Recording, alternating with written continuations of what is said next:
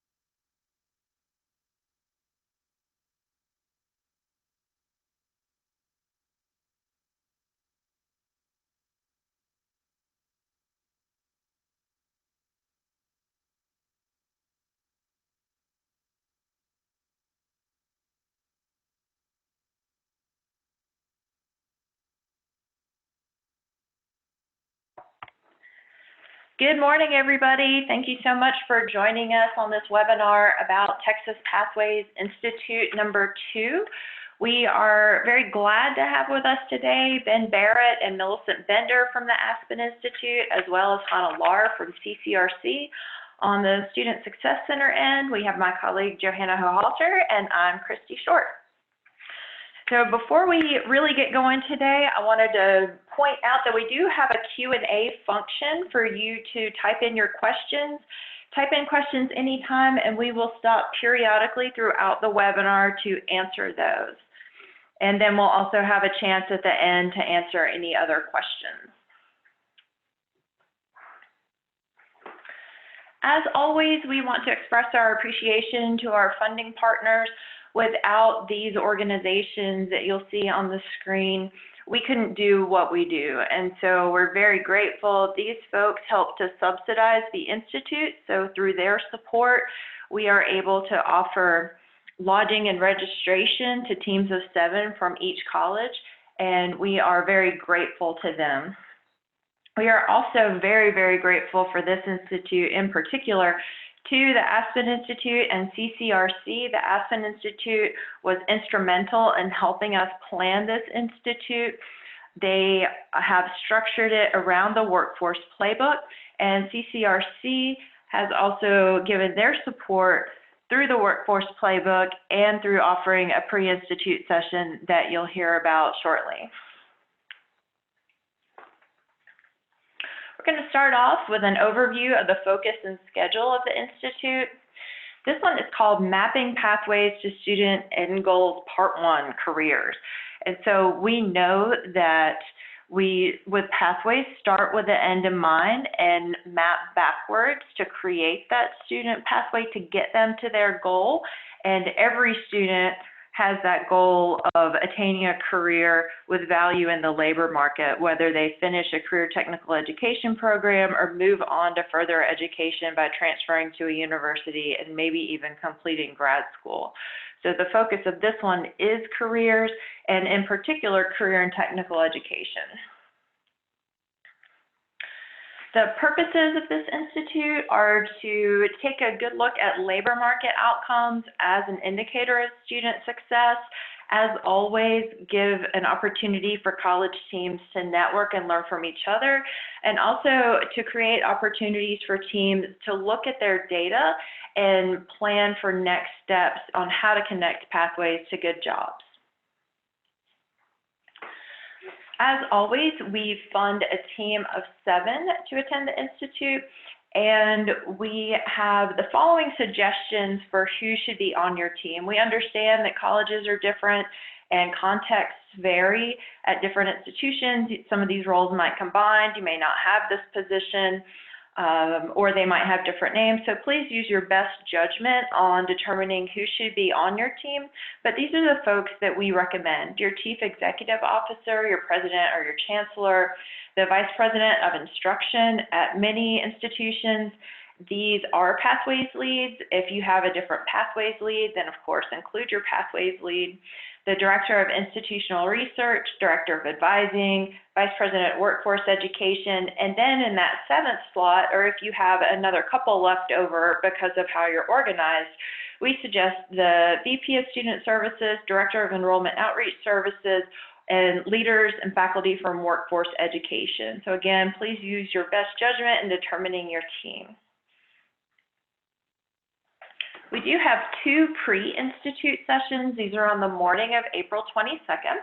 The first one is presented by Inside Track and focuses on career advising and career conversations with students. You will find descriptions of these sessions in detail on both the event page for the Pathways Institute on our website and in the registration portal.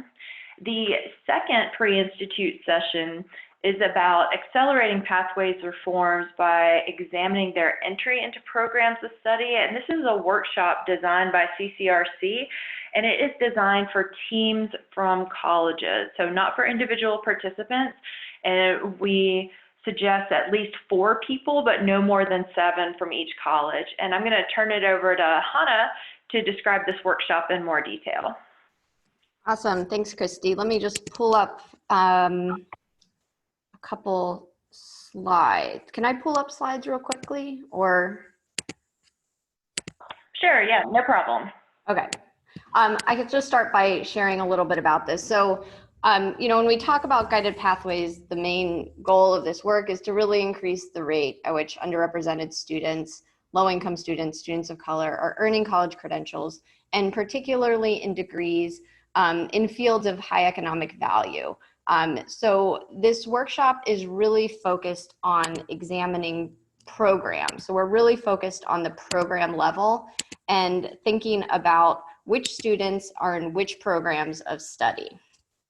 So, all right, so we want to think about which students are in which programs of study. So in this workshop, we're really focusing on these 2 questions. What programs are your students enrolled in, and what do these programs lead to? And then what are the first term courses that your students are taking? And how do these compare to how these programs are designed? So we're first ask you to look at which students are in which programs of study, and to look at your top 10 highest enrolled programs. And then within those programs, what courses are students taking in their first term? So the goal of that is to examine how this compares to the program maps that you're developing and the pathways you're developing, to kind of get a sense of, are students taking courses in these programs in their first term? Because we think that that's critically important in terms of getting students into a pathway, getting them engaged in a program of study, and hopefully giving them some momentum as they move through their program of study. So, you know, program choice is really important. We do know that earned degrees are not equitable by race, SES, prior education. There's been a lot of research on how race in particular, but also gender and SES contribute to inequities in program choice, and then the subsequent labor market outcomes for students in 4-year institutions. But there really isn't as much on what happens in community colleges. So here, these are some of the program enrollment questions that we're really interested in. And for this workshop, we're really focusing on entry. So are underrepresented students entering programs leading to higher remuneration degrees or fields? And just looking in general, where are our students, and looking for patterns of over and underrepresentation across these programs, in particular in the first year. So again, we focus on program entry for a couple reasons. We know that about half of students don't persist into their second year, so that makes that first year critically important.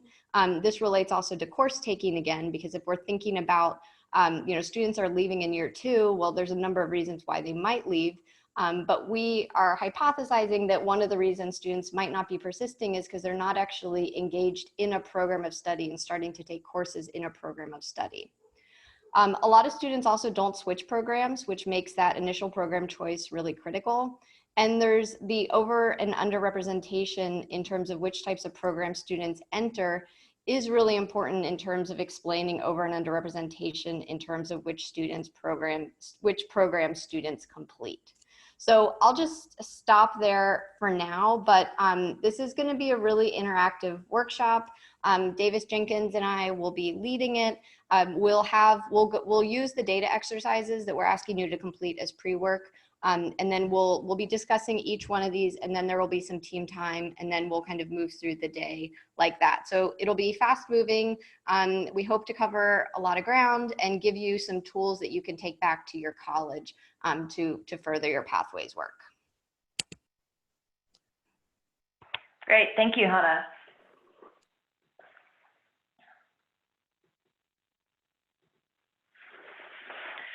So we do ask you all to please register for the pre-institute sessions. You will not be able to join a session the day of. Registration is required to help us with our planning process and because we provide lunch. So they're free, there's no charge for pre-institute sessions, but we do require you to register in advance.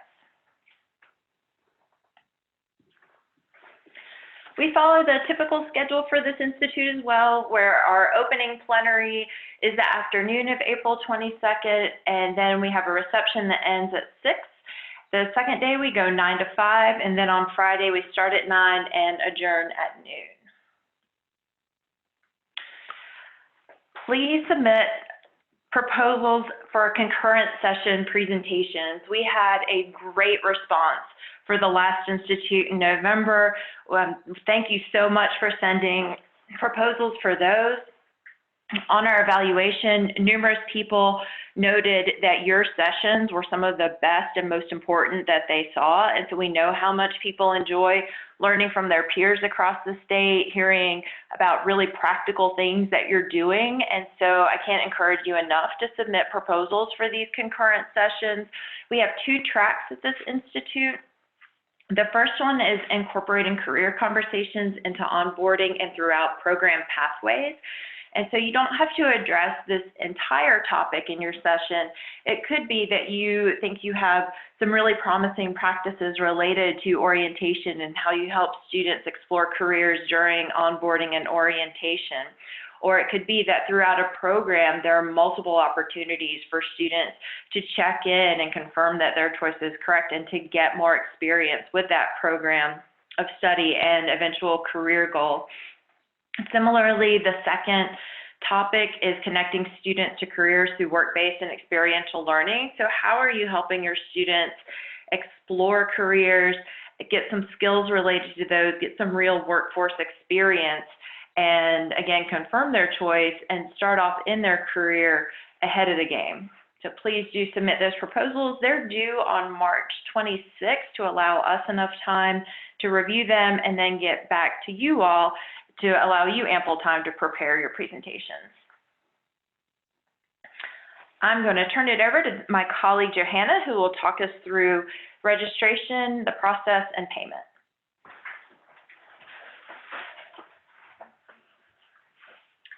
Good afternoon.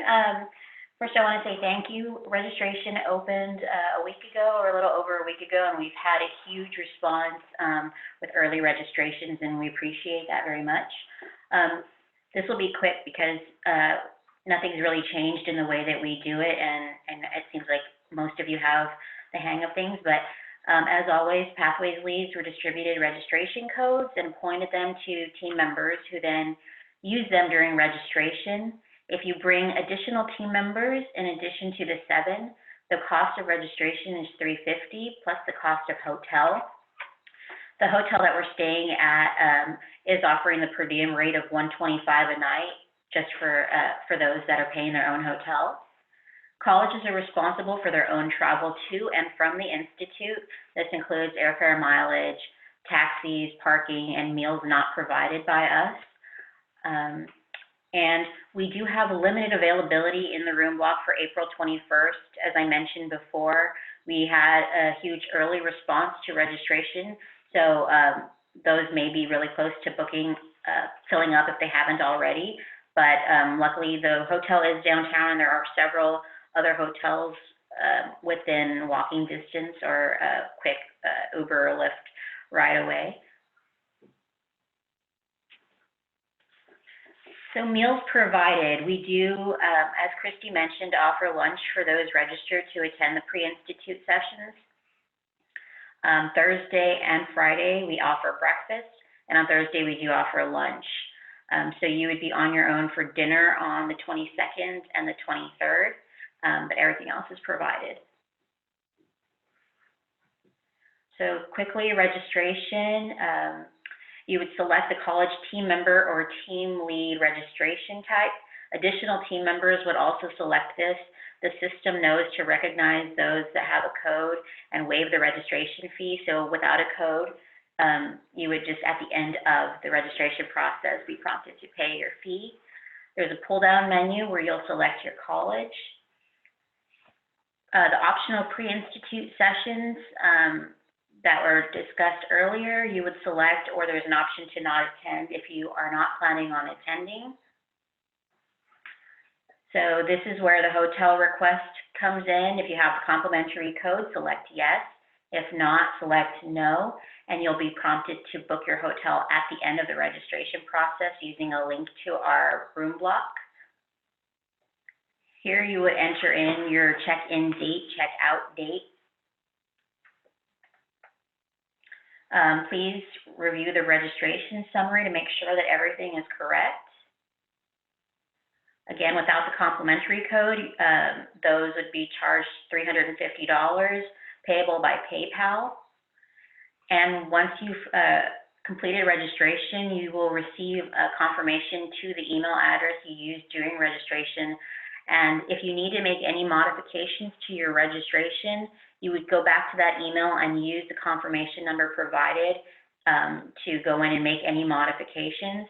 This is not your hotel confirmation. Once registration concludes, we provide that master list to the hotel of those 7 per college that we are paying for. And so then the hotel will be sending out those confirmations to you. Some important reminders. Registration deadline is March 30th. That's our cutoff with the hotel. Last day for refunds for those additional attendees is April the 6th. Hotel confirmations will be sent once registration ends. Please do not contact the hotel directly to book your hotel if you are one of the 7, especially because, like I mentioned, we have a room block. We take care of the master list and send that directly to the hotel. So if you were to contact the hotel directly, they may not put you within our room block and may not offer you the per diem rate. Thank you, Johanna. So on to the next part, advanced work for this institute. Advanced work was described in the emails that Pathways leads received, and you can also find it on the event page on our website. So most of you are familiar with this, but the site is tac.org/TSC, and then once you're there, click on events. About halfway down the page, you'll see this one, so just click on that.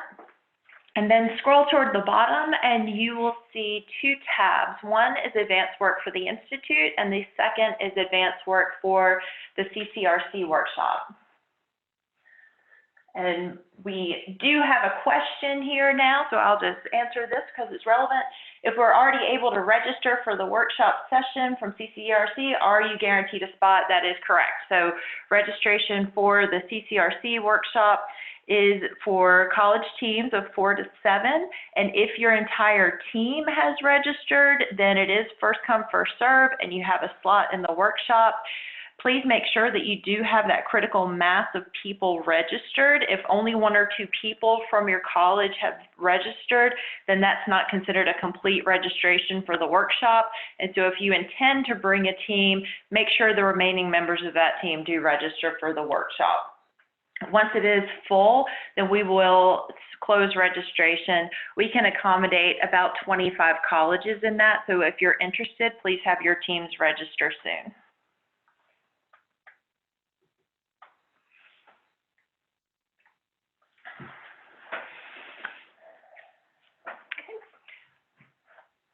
So going back to advanced work, like I said, you'll see two tabs down at the bottom of the screen, and we'll take a little time to describe the advanced work for each.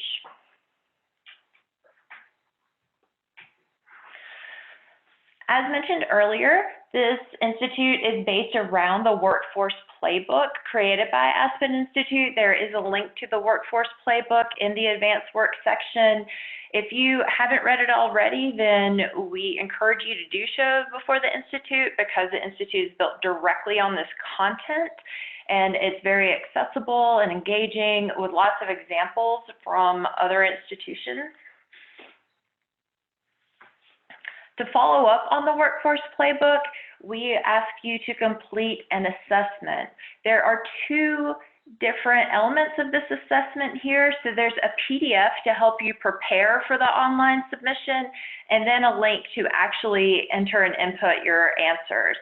So we ask everyone to share this PDF with the individuals on your team, and to have those individuals complete the responses for themselves using the best information available to them, and then get together prior to submitting the online assessment and come to a consensus response for your institution. We think that the resulting conversation about individual responses will help to clarify about the practices that you have at your institution and generate some good conversation. So please do, if you want to preview the questions, don't go into SurveyMonkey, pull up that PDF, which looks like this. So you'll see the top level domain. There are 4 domains listed in the Workforce Playbook. And then underneath the practice, the one that's highlighted here is include labor market outcomes as the central component of student success. And under that, you'll see multiple indicators. You just need to select where you fall on that scale from strongly agree to strongly disagree, and comments are optional. The next component of advanced work is the Texas program level data template. This is the one that is an Excel file. We ask you to turn this in on March 23rd, and that's so Aspen can use the data that you input and then do additional analyses on it to produce a report that you will get while you're at the Institute. And so at this point, I'm going to turn it over to Ben from Aspen to explain this a little bit more.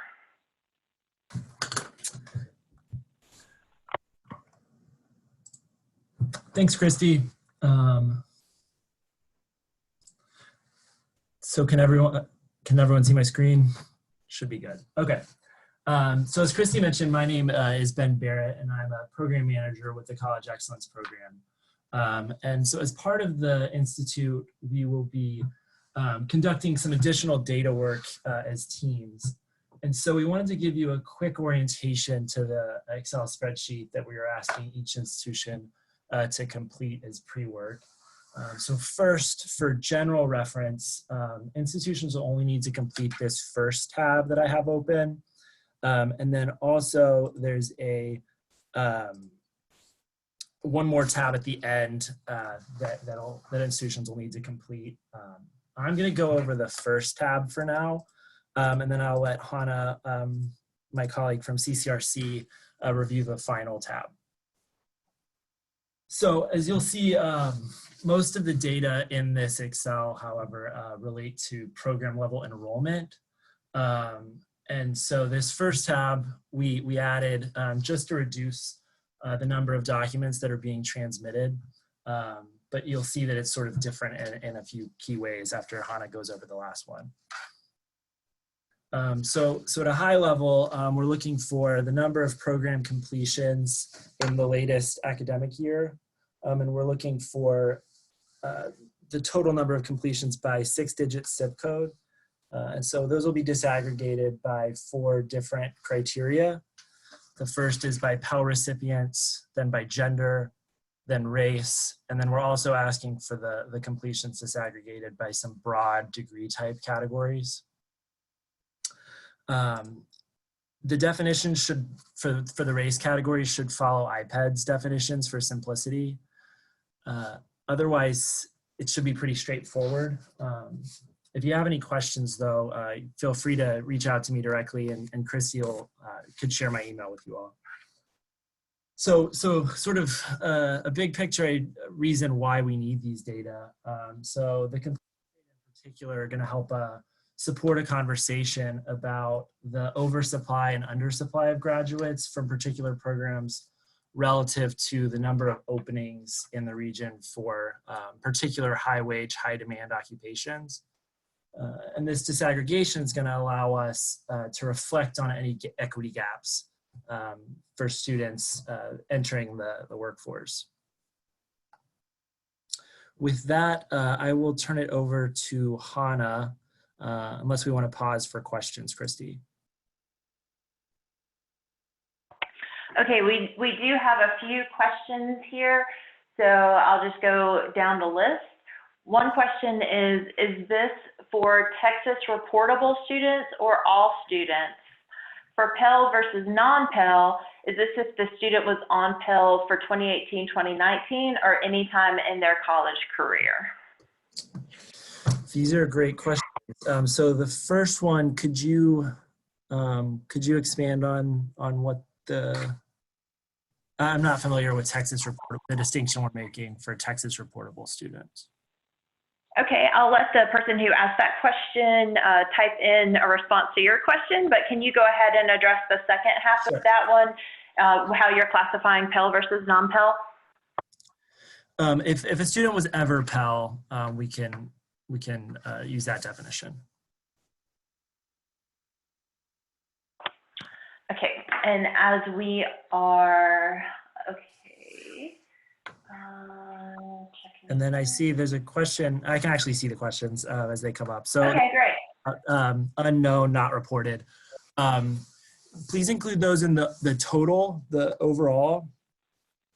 I'll scroll over. So total completions here in column Q, but there's no need to report them distinct from the other racial categories. We won't be considering unknown students for these purposes.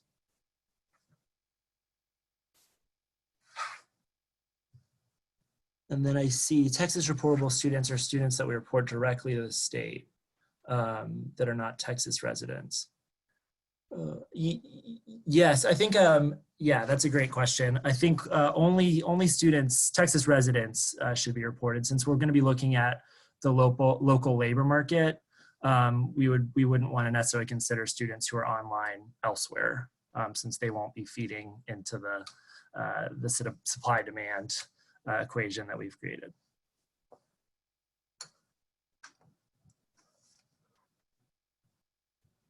Is the program name just the name associated with a 6-digit SIP?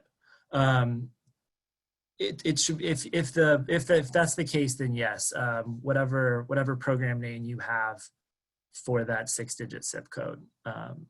If it's standard, then that's fine. Yes. How do we classify programs by workforce transfer category? So and this is Hana. I can talk about that question next. Yeah, so Hana will get into the remainder of the spreadsheet. We're just going to be focused on this first one. So are there any other questions about this first sheet?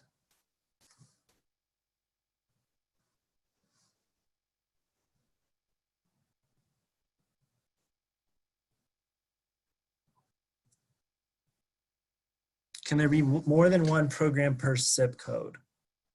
That's a great question. Yes. Yes.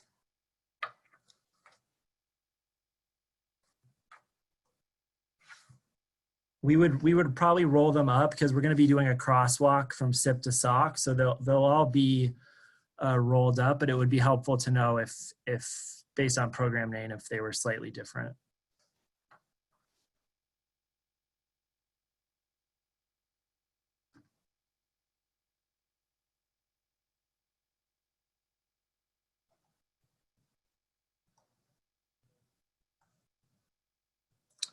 Question, can we include students earning multiple awards? Yes, it's number of program completions, not necessarily number of students. did we understand you correctly that we can only include Texas? Yes, please only include Texas residents, just to keep it standard.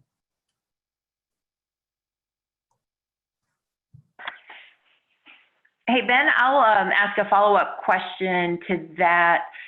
So does that mean people with official Texas residency? So if someone, for example, is in an adjoining state and they come across the border to take classes, are we saying do not count them because their residence address is in that different state? I was mostly responding to the question about online students. So that's a good question, and I defer to the IR people on the phone that may be able to help think through sort of the particulars around that in terms of reporting. I think we would want to include those the students that are on sort of border communities.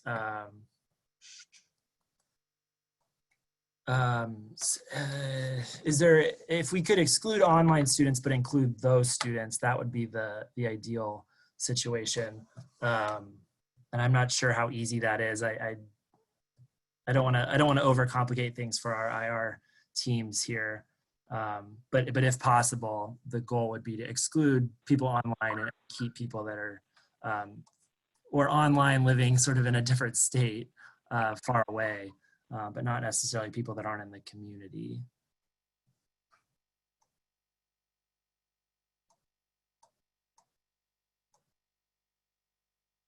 If a student has crew credentials within a program, do we count them twice in the gender and ethnicity within a program? Two in a program. Oh, if a student has two credentials. So the question is, if a student has two credentials within a program, do we count them twice? I would say no. If it's in the same program, only count them once. But if it's in two different programs, then count them individually.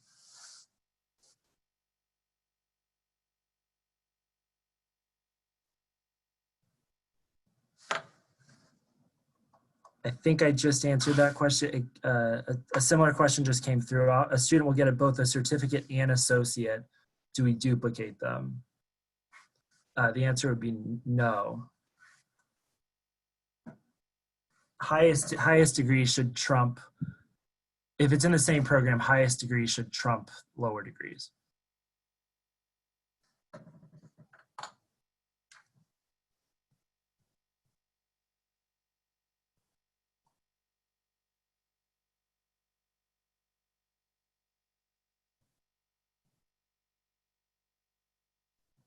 There's a question about whether we should distinguish between certificates. Since the goal of this is only to look at or to consider this in relation to the typical entry-level education that's required for a job, there's no need to disaggregate between certificates.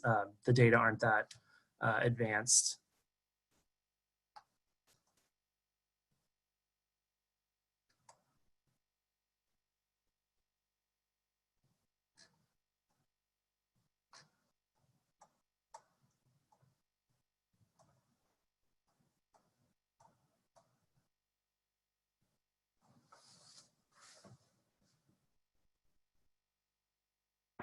Okay, do we have any more questions for Ben?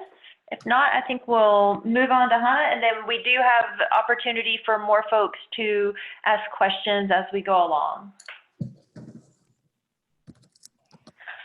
All right, Ben, can you scroll over to the student enrollment tab? Sure.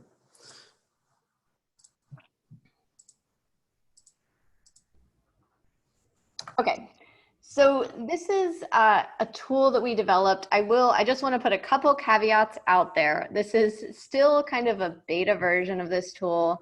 We're still working through some of the kinks in it, but we think it can still be really useful and really helpful for this workshop, but also for just for what how you can use it after the workshop and taking it back to the college and just thinking about again, which students are in which programs and How can we look for patterns of over and underrepresentation in these programs, which then informs issues around how students are selecting programs, onboarding, how we know what students are in what programs, questions like that. So, all right, with all that said, this is a pretty simple student level enrollment Excel. So each line on this Excel is a student. And what we're asking you to do is to just list what is the student's program of study, and this will be based on the programs at your college. So you can use your program names. We're not aggregating this across colleges. We want this to be really specific and useful to your college. So in column B, this is just program name. I'm going to come back to workforce transfer categories in a sec. Programmatic group is like a meta major. So if you have meta majors at your college, in this column, you'll list which meta major this program is part of.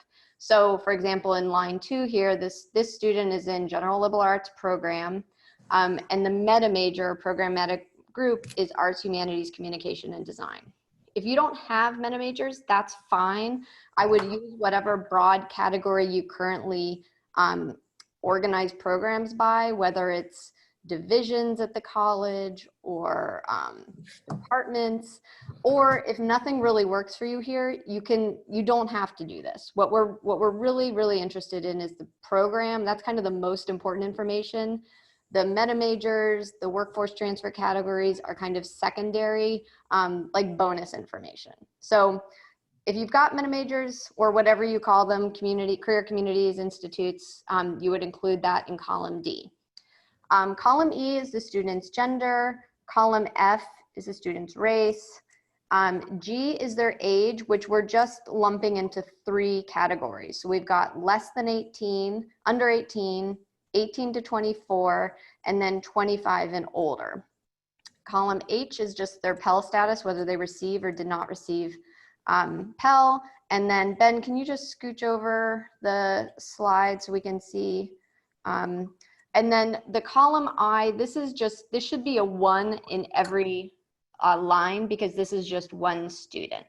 So this is just to confirm, and this will be useful for creating all the tree maps, which are created using pivot tables. So we want to ensure that each line is only one student. Okay. So Ben, if you could scroll back.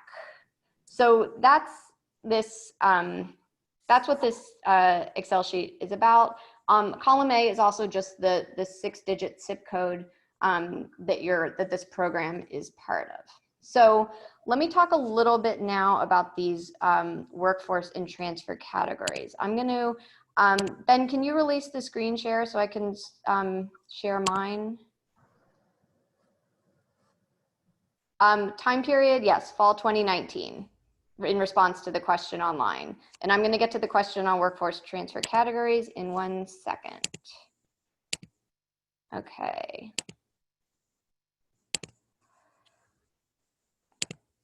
All right, so let me go to the workforce transfer categories. Okay, so this is, let me put this in viewer mode. Okay, so these are the how we are categorizing programs and degrees by these broad workforce and transfer categories.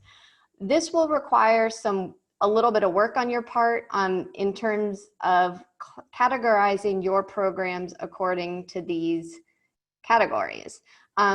If you can add another sheet on the Excel sheet to create a lookup table, which will link the programs to these workforce and transfer categories so that it'll populate it in that student level enrollment sheet. So we do realize this will take a little bit of time and work if the college hasn't already thought about how to categorize your programs. And if this is just, again, if this is a heavy lift, I would say this is optional. And it's also something we're going to discuss in the workshop. So if you don't have time to do it before you submit your data homework, I would say just hold off. We're going to talk about it during the workshop. And then this will be something you could take back to your college and work on later. But this is how we are categorizing these programs and degrees. This is based on research that was done by David Prince out in Washington, and we sort of adapted the hourly rates a little bit just to make them a little more generic, so it's not too Washington specific. But we created 3 workforce categories. So there's workforce low, medium, and high, and this depends on what types of jobs the students who graduate in these programs are able to get and how much they pay. So that's workforce low, medium, and high. You can see the approximate sort of hourly wages here on the slide. Again, there's wiggle room on this and an opportunity for you to think about what does workforce low, medium, high mean in your region in Texas, but these are just some approximate guidelines. Then we've got transfer structured and transferred unstructured. In general, we consider transfer unstructured programs to be very kind of general transfer programs, like General Associate of Arts degrees, General Associate of Science, that sort of thing. Transfer structured programs are major specific transfer programs. So it's like an AA in a program or in a discipline. Those are structured programs. And then of course we've got kind of undeclared or unknown, where we're just missing this information, or other. So that's how we're categorizing this. I'm going to open up the questions here. Is zip code required? Can we just use a program name on this? You can just use the program name. Zip code required. I think, Ben, do you need the zip code on the student level, on the student enrollment tab? If it poses an issue, we can discuss further. Again, because we were going to use it as to crosswalk SIP to SOC, we did need it. But if there's something we haven't considered, please share any IR people online that can explain why that's an issue. Okay.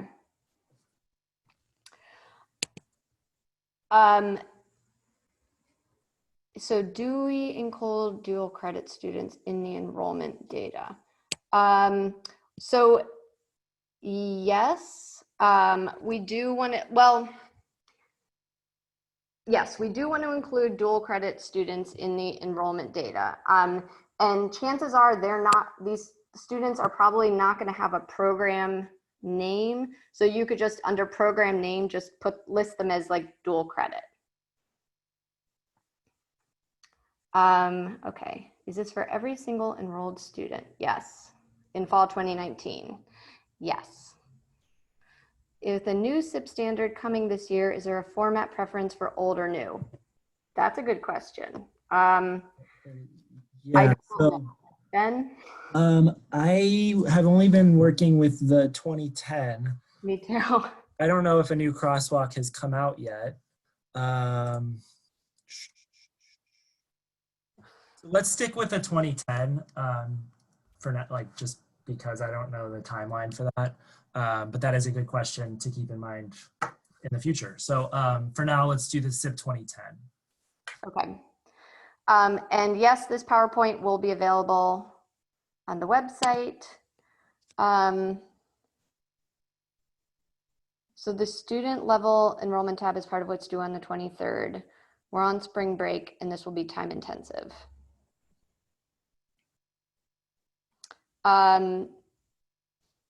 Yeah. I'm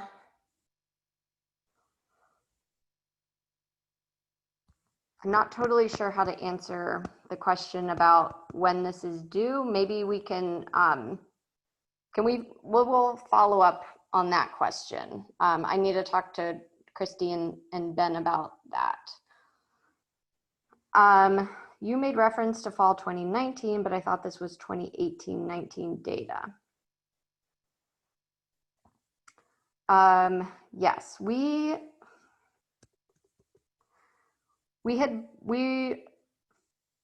Ben, let me check on that. I thought we were doing 2019, but you need completion data. So yeah, so the completions data would only be for 2018-19, but I agree with you. I thought CCRC was looking for fall 2019. Yeah. We Okay. were looking for fall 2019, but obviously we won't have completion data for 2019, which is why we did 2018-19, I think. Yeah, that's right. Okay.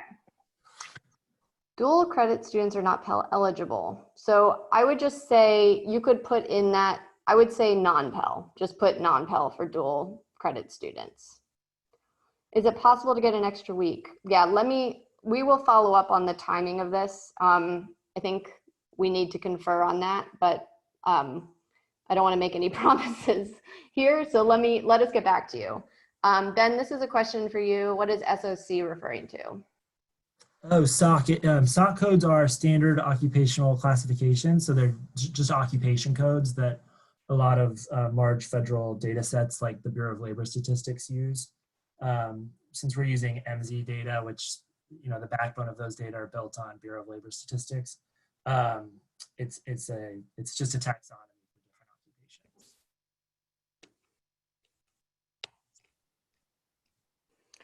Okay, one last question. I'm sorry, can we get a definitive answer for enrollment data 2019 fall or 2018 fall?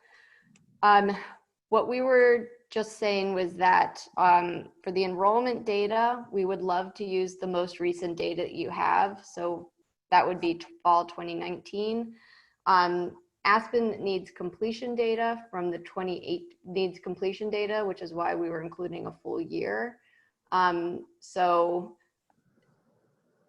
But we can, Ben, I don't know, do you have anything to add to that? No, I think that's right. So since we, obviously we don't have the 2019-20 school year hasn't elapsed, so we don't have full completions data for that. So we're trying to use the most recent completions data we have and then the most recent enrollment data we have. Right. That's why CCRC is using fall 2019 for the enrollment data, and we'll piggyback on those data for our purposes. And then for the completions data that only Aspen is using, we only want the 2018-19 academic year. Great. And this is Melissa. Just to clarify further, the first tab with the completion data should be 2018-2019, and then that final tab with the enrollment data should be fall 2019. Is that a correct summary? Yes. Yes. Thank you for being clear. Okay, so, all right. So then, you'll fill this out. This is then going to populate these tree map tables, which we're going to go over that. These are created using pivot tables. So we'll go over that during the workshop. For now, it's just a matter of entering in your enrollment level data on that last tab and then doing the program completion summary data tab for Aspen on the very first tab.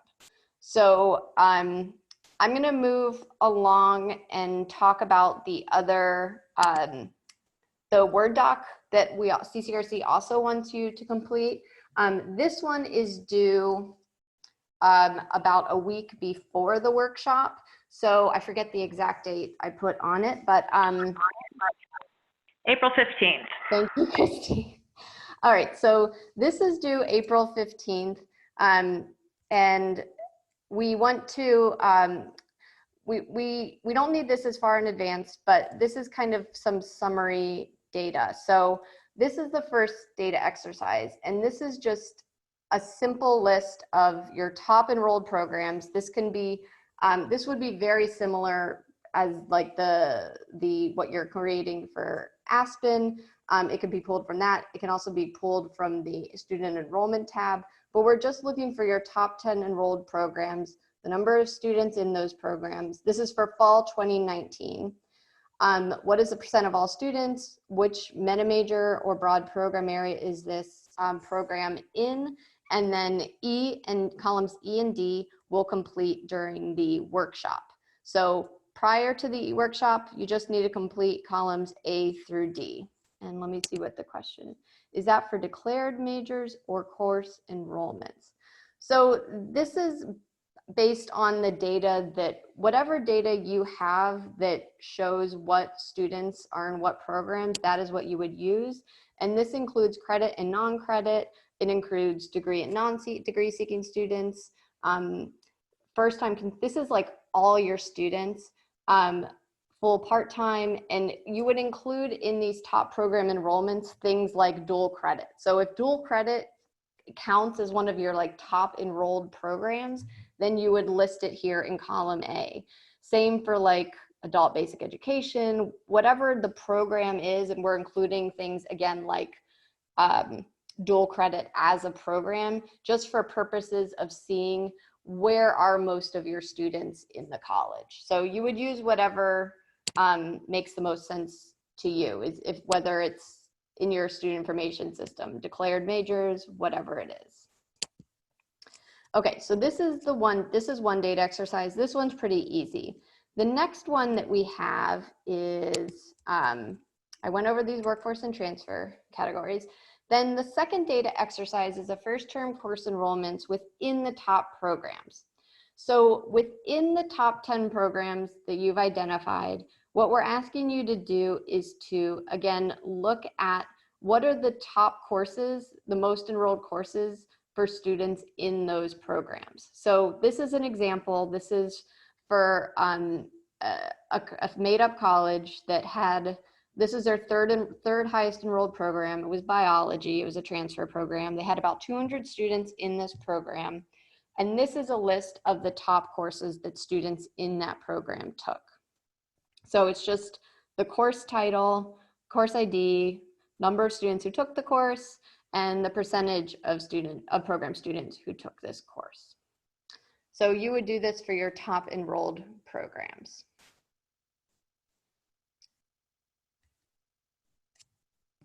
Any questions? Let me pause there. Is that okay? Okay. Any other questions? And again, we will use this for as part of the workshop.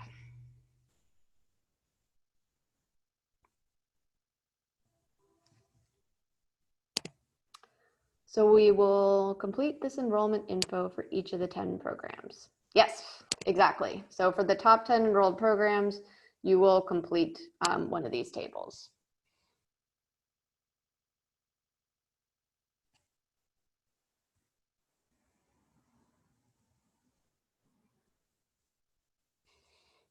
All right, Christy, I'm gonna hand it back to you for now. And if anyone has any questions as you're working on this, you can reach out to me, please email me, give me a call, and we'll work with you on it.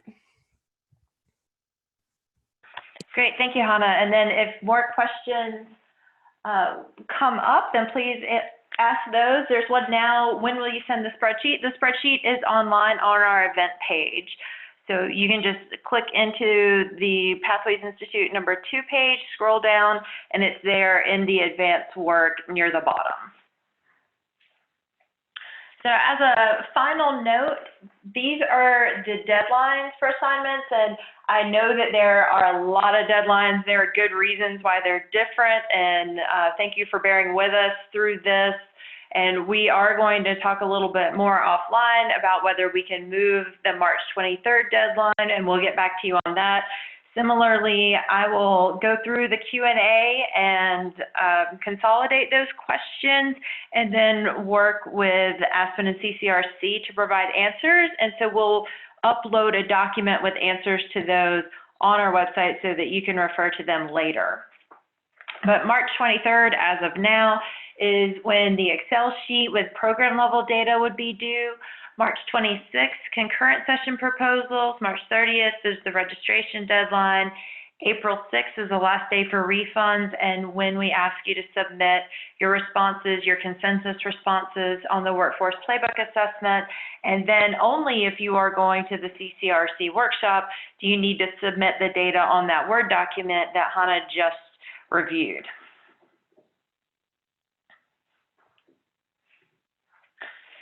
So if you do have additional questions after the webinar, please don't hesitate to contact us, whether it's about logistics or content or data. You'll see the Success Center website here, and then Ben's email address, and Ben's email address from Aspen. So we are here to help. We will get those questions and answers uploaded as soon as possible, and have more information to you about that deadline. Okay, if there are no additional questions right now, then this concludes our webinar, and we look forward to seeing you at the Institute in about a month and a half. So thank you for tuning in, everybody.